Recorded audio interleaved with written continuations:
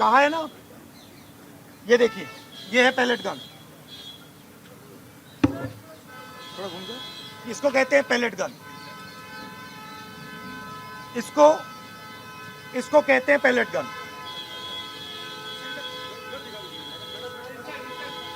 ठीक है, और इनकी आंख डैमेज हो गई है,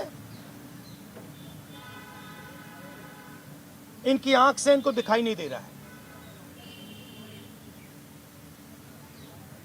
तो ये हमारे फ्यूचर है हिंदुस्तान के। ऐसे हजारों युवाओं पर पैलेट गन चलाई गई है, लाठी चलाई गई है, मारा गया है, पीटा गया है, और ये क्या कर रहे हैं?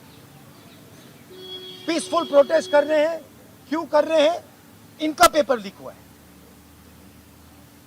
इन्होंने पुलिस का एग्जाम किया, मेहनत की, सालों मेहनत की, और फिर एक दिन इनको बताया गया कि भैया पेपर लीक हो गया है, आपके पास 60-70 लाख रुपए नहीं है, जिसके पास है वो पेपर नहीं है, जिसके पास है वो पेपर खरीद के चला गया, वो पेपर खरीद के चला गया।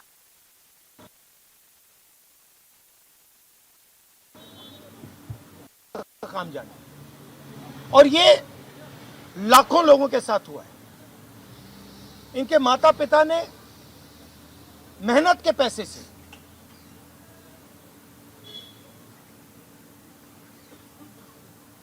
इनको अपॉर्चुनिटी दी। तो सरकार को झूठ बोलना बंद करना पड़ेगा। सरकार ने हमारे फ्यूचर पर आक्रमण किया है, और फ्यूचर क्या कह रहा है? फ्यूचर सिर्फ 3 चीजें कह रहा है। पहली बात,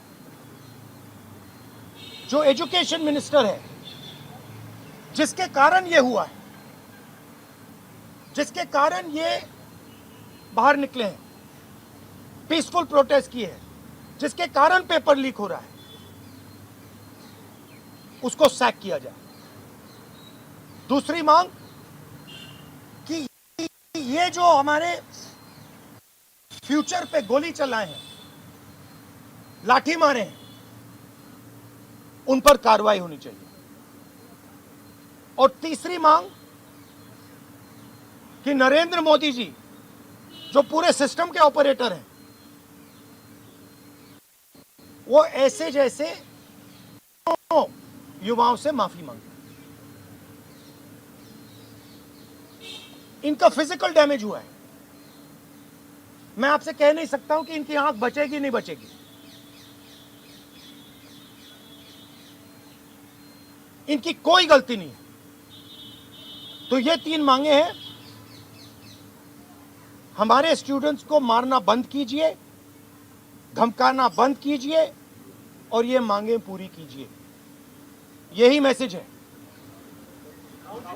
हाँ, हरियाणा